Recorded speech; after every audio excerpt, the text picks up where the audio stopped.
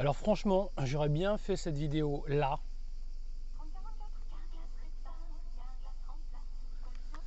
un banc en plein milieu de la montagne, mais non, je ne peux pas parce que je n'ai pas de trépied, donc ça va attendre. Et bien oui, parce que j'ai été un gros malin. J'ai annoncé globalement hein, dans la vidéo précédente que j'allais sortir de la voiture pour vous faire des vidéos, enfin, pour essayer de faire un nouveau format. Le problème étant que eh bien, je n'ai pas mon matériel. Je suis parti en vacances sans, hein, en me disant que je n'aurais pas besoin. Donc à moins de faire à la maison, enfin à la maison. En vacances, c'est pas terrible. Donc voilà, donc ce sera comme ça, hein, ce sera déjà pas mal. Hein, et puis on va se la jouer cool cette fois-ci. J'ai pris des notes et puis on va essayer de faire quelque chose avec. C'est bien, hein, comme d'habitude, tant mieux. C'est pas bien, tant pis. Donc l'idée de ce petit format, c'est de réfléchir à une chose. L'indépendance peut-elle exister en politique lorsqu'une seule main nourrit tous les protagonistes? Alors, je mettrai certainement en bonus une petite phrase que je me suis amusé à faire, peut-être avec des effets si vous êtes sage. Oui, alors je vous le dis tout de suite, hein, il peut y avoir des petites coupures comme ça, mais il n'y aura pas de montage, il n'y aura rien. Je vous rappelle qu'on est en vacances et vous avez de la chance d'écouter. Je vous offre les grillons quand même, les gars. Donc voilà quoi.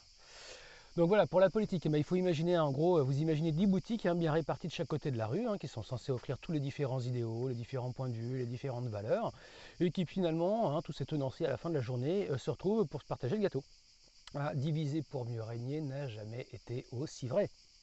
On assiste à une hyperhystérisation des idées en vue de faire oublier qu'il n'y a pas de programme.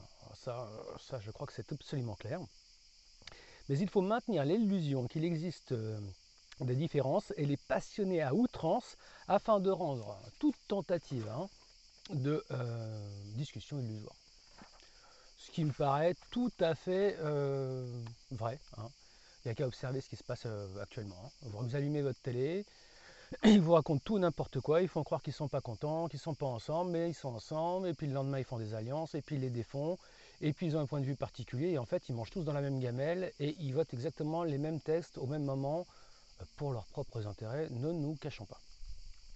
Donc deux camps s'opposent, hein, les blancs contre les noirs. Bah, pourquoi? Parce que les uns sont trop blancs et que les noirs sont trop noirs, et que chacun a ses raisons, une manière bien habile de conditionner les gens à croire, plutôt qu'à penser. Hein. Il vaut mieux les conditionner que leur apprendre à penser, clairement. Donc on se travestit toutes les idées, hein, on fait des embrouilles, des pistes, on perd les gens dans des mensonges qui ne les réveillent même plus, hein, pour ceux qui en sont victimes, c'est-à-dire qu'on peut, enfin, voilà. Rappelez-vous du Covid, les QR codes, etc. Qu'est-ce qui se passe pour les JO? QR codes. Voilà. Est-ce qu'on s'en offusque? On nous privatise des routes qui sont à nous, hein. Non. Et on fout des amendes aux gens qui roulent dans des voies sur la capitale qui est engorgée grâce à Enelgo, hein, bien sûr. Mais non, ça c'est normal. Pas de problème. Et puis on prend une amende parce qu'on n'a pas son QR code. Non mais, enfin, bon bref, on ne revient pas dessus. Et puis on finit aujourd'hui, on est dans une inversion des valeurs, hein, donc on finit aujourd'hui par défendre les agresseurs. Il ne s'agit même plus du syndrome de Stockholm, hein, c'est bien plus insidieux. Car en réalité, on sait que c'est un agresseur. Hein, mais accepter de le laisser faire, c'est se persuader qu'il nous reste une façon d'agir. Alors je ne sais pas si je suis clair.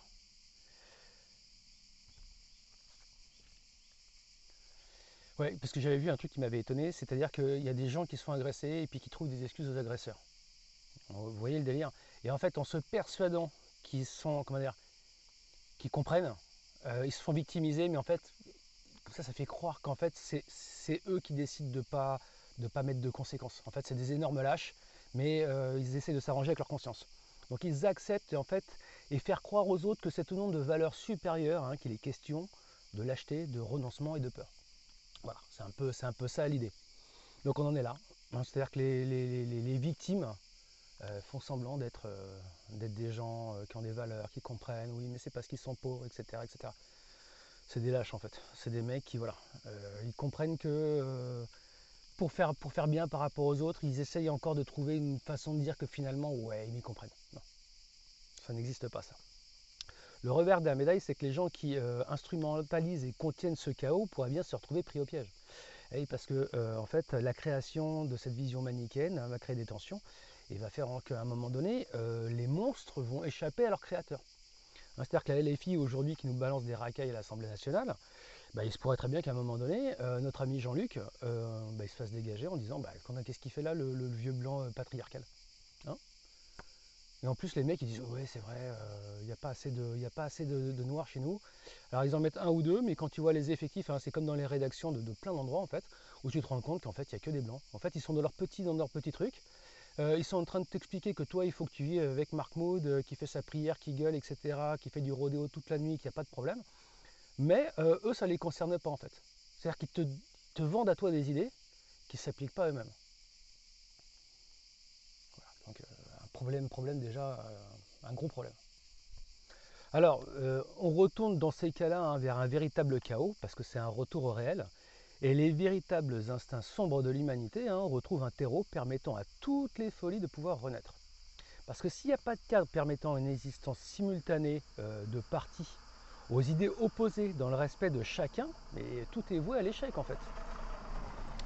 Parce que le cadre se doit d'être solide, quasi immuable, défendu et légitime par les meilleurs individus, c'est-à-dire ceux qui sont en mesure de faire progresser les intérêts communs avant les intérêts personnels. Aujourd'hui, ce qui gouverne, c'est la gamelle. C'est-à-dire qu'il n'y a pas d'intérêt supérieur de la nation ou des individus, quel que soit le parti. Hein. C'est comment est-ce qu'on peut faire pour continuer à manger, à la limite sans prendre de responsabilité. On ne veut pas être accusé de quoi que ce soit, donc prend pas position, on s'inquiète pas, ou très peu. Ah oui, vous êtes pour? Bah nous aussi. C'est pas bien? Ah oui, effectivement, on n'y avait pas pensé, mais c'est pas bien. Voilà, c'est ça, de manière à être sûr d'être élu, et puis d'avoir des subventions, quoi. Enfin, c'est des mecs. Enfin bon, quand tu vois les filles, quand tu vois un petit peu les gens qui sont derrière, qui fonctionnent pareil, hein, pour un SMIC à 1600 balles sans rien branler, moi je ne veux plus travailler. Hein. Moi je vais voter pour la LFI. Parce qu'effectivement, moi je veux un SMIC comme la CGT à 2000 balles pour être tranquille et plus rien branler, rester chez moi. Voilà. Et là, effectivement, à partir de ce tarif-là, bon, je pourrais revoir mes positions en me disant effectivement, peut-être que c'est pas mal en fait. Bref. Il est donc également nécessaire qu'il existe une autorité en capacité de favoriser l'intérêt de tous sans diaboliser ou invisibiliser les opinions contraires. Donc ça veut dire globalement hein, qu'il faudrait une vraie représentativité des gens, et puis du respect aussi. Ça, on n'a ni l'un ni l'autre. Est-ce réaliste? Non, c'est utopiste. Et c'est bien pour cela qu'il est facile de se réclamer des héritiers de certains, alors que c'est une façon de communiquer. Parce qu'il faut être en mesure de le prouver. Hein, je suis pour le général de Gaulle, ou je suis le nouveau Front populaire qui me réclame des valeurs éternelles de la gauche. Mon cul sur la commode. Hein, je pense que voilà, on y est. Donc aujourd'hui, il suffit de dire, de déclarer, on vend du rêve à des gens qui oublient bien plus vite qu'ils ne pensent. Donc on peut dire tout et n'importe quoi, faire que des promesses, du sensationnalisme et de l'hystérisation. Et si par malheur ils se réveillaient, il suffirait simplement de les discréditer. Hein, parce qu'aujourd'hui, l'exercice principal global de tous ces médias, dès que vous commencez à attirer l'attention sur un sujet particulier et précis qui emmerde un peu le monde, discréditer, décrédibiliser, etc. Donc le problème de la politique aujourd'hui, c'est qu'en fait, ils peuvent tout promettre sans rien prouver. Et ça devrait être interdit, c'est une hérésie. Je peux promettre n'importe quoi. Moi, je peux vous promettre d'être millionnaire tous demain si vous votez pour moi. Bon, après, je vais vous expliquer que c'est pas possible tout de suite, que c'est un programme sur 7 ans, qu'il faut le temps, etc. Me laisser ceci. Puis après, je dirais que c'est de la faute des autres ou du chat, etc. Donc ça devrait être encadré, quoi. D'ailleurs, Machiavel nous éclaire hein, dans Le Prince sur l'exercice du pouvoir. Car son ouvrage s'adresse bien évidemment à tous ceux qui n'ont pas les vertus nécessaires à la pratique de ce pouvoir. Hein, il y en a beaucoup. Ce qui sous-entend que comme aujourd'hui, hein, des êtres médiocres et illégitimes peuvent au travers de différents stratagèmes et arriver à une ascension au pouvoir. Du coup, sans une personne ou un système qui ne puisse venir arbitrer ce qui est légitime ou pas, eh bien, il existera toujours des parasites organisés pour venir prendre le maximum. Je dirais bien le nouveau Front populaire, hein, ramassis de mecs qui sont absolument pas d'accord les uns avec les autres, qui à mon avis se comprennent même pas, qui se sont jamais vus à mon avis, hein, parce que si vous mettez les LGBT et les islamistes, vous les mettez dans une pièce, moi je pense savoir qui ressort vivant de l'histoire. Hein. Je pense que vous aussi. Mais en fait, il y en a qui pensent que c'est bien. Hein, par exemple, les LGBT qui sont pour la Palestine. Voilà. Moi, voilà. Je m'étonne de ce problème-là. Je suis contre les guerres, hein, je suis pour le bien, la paix, les roudoudous, tout ça. Mais bon, faut peut-être arrêter à un moment donné d'être con, quoi. C'est-à-dire qu'on peut être contre la guerre, mais pas pour quelque chose. Je ne sais pas si vous voyez ce que je veux dire. Je suis contre la guerre en Ukraine, mais bon, j'aimerais bien que les Ukrainiens se démerdent tout seuls et qu'on arrête de faire de l'ingérence aussi. Ce serait très très bien ça. Mais non, parce que ça, c'est pas le camp du bien. La guerre, dans ces cas-là, c'est bien. Voilà. Donc c'est tout. Donc comme dit précédemment, les seuls critères permettant de faire le tri de manière à peu près objective, c'est le réel. Car ça démontre une verticalité, une cohérence, et ça éviterait que certains serpents puissent se persifler à nos oreilles sans jamais été confrontés à la vie. N'est-ce pas, Gabriel Attal? Donc résumons, il faut un cadre, un arbitre de vraies idées pour le bénéfice de tous et la preuve de tout ça.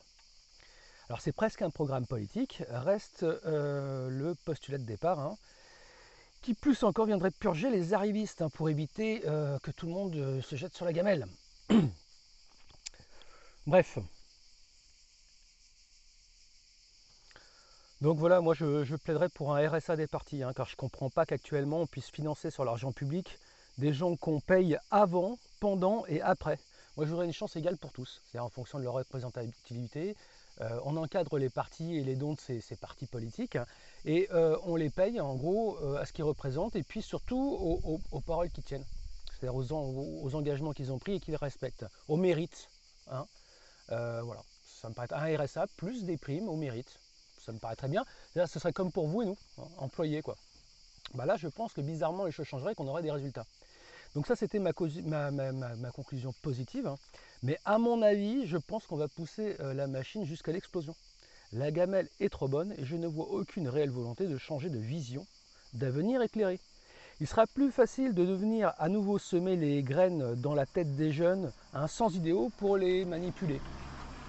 Au lieu de s'élever toujours par ruse, hein, bah c'est bien connu, hein, c'est sa nature de se faire un tuteur pour lécher l'écorce hein, de l'arbre, comme disait Cyrano, hein, pour ses parasites, pour arriver plus facilement sans faire aucun effort. Bon bah voilà, c'était est-ce que vous pensez que on peut être objectif quand il y a une gamelle pour tous les gouverner? Bien, je crois que la réponse est relativement claire. Actuellement, non. Bisous et à plus tard les copains.